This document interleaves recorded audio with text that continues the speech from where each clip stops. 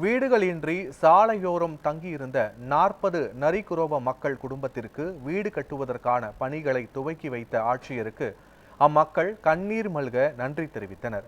திருப்பூர் மாவட்ட ஆட்சியராக இருந்த கிறிஸ்துராஜ் சுற்றுலாத்துறை இயக்குநராக மாற்றப்பட்ட நிலையில் அவருக்கு பிரிவு உபசரிப்பு விழா நடைபெற்றது. இந்த நிகழ்ச்சியில் கலந்து கொண்டு பேசிய நரிக்குறவர் சமூகத்தை சேர்ந்த வசந்தா என்ற பெண், வீடுகளின்றி சாலையோரம் தங்கியிருந்த 40 குடும்பங்களுக்கு அடுக்குமாடி குடியிருப்புகள் கட்டுவதற்கான பணிகளை துவக்கி வைத்த மாவட்ட ஆட்சியர் கிறிஸ்துராஜுக்கு கண்ணீர் மல்க நன்றி தெரிவித்தார். இதனைத் தொடர்ந்து அந்த பெண் மாவட்ட ஆட்சியருக்கு பாசிமணி மாலையை அணிவித்து மகிழ்ந்தார்.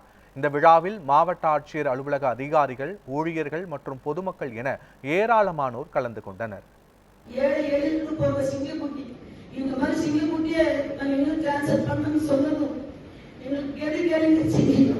எங்களுக்கு இருக்க வீடு வசதி இல்லாம நாங்கள் இருந்தோம். நாங்கள் ஒரு குடிசிலிருந்து நாங்கள் தங்கிட்டு ரோட்ல குடியிருந்தோங்க. எங்களுக்கு இன்னைக்கு மாடி வீடு கட்டி கொடுத்துங்க. அவர் சொந்த செலவுல டைல்ஸ் போட்டு, அம்மா நீ டைல்ஸ்ல படுக்கணும் அப்படின்னு டைல்ஸ் போட்டு கொடுத்தா என் தங்க கட்டிங்க. என் உயிருக்கு மேலான